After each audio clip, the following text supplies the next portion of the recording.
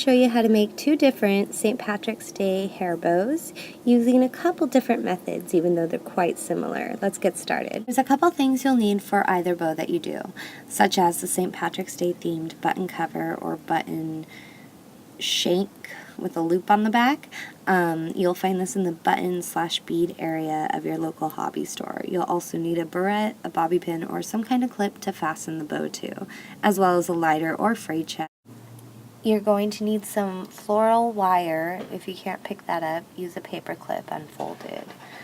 Also, you're going to need some wire cutters / needle nose pliers and some glue. As long as it's clear drying glue, that's the main importance. You want it to have a strong bond, so I suggest using E6000, but if necessary, like I had to, you can use that clear tacky glue, or you can even use hot glue if necessary.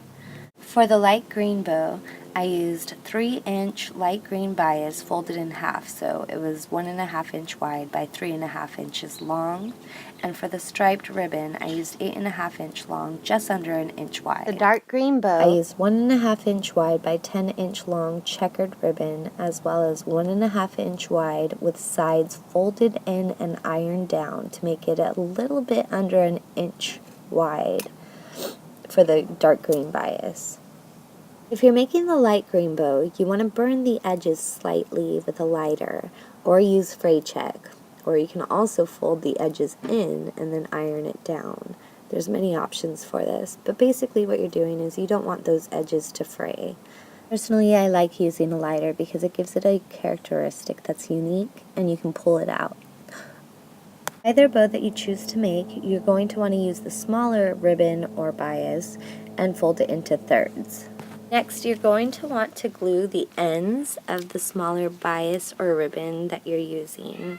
You'll also want to glue in between the thirds that you fold this bias or ribbon into. Make sure that you're always pressing this flat. It should form about a 2-inch flat rectangle.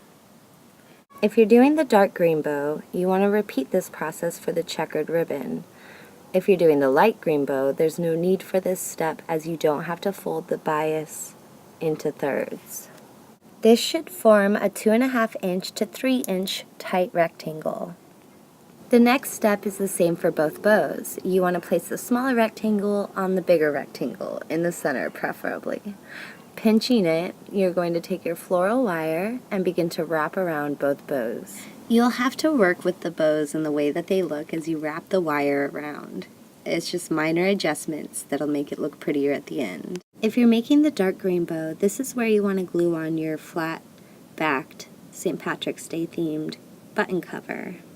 If you're doing the light green bow or any bow that has a button cover with a loop on the back, attach it by inserting another piece of floral wire underneath the floral wire that's in the center of our bow.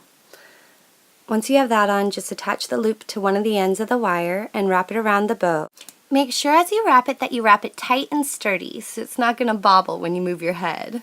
The results should look something like this. Notice how there's an extra little wire tail at the end?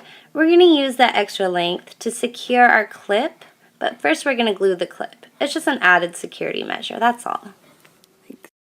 Pulling the leftover wire behind the 3-leaf clover, you want to pull it tight and around, lifting the clasp up because you don't want to glue that piece down.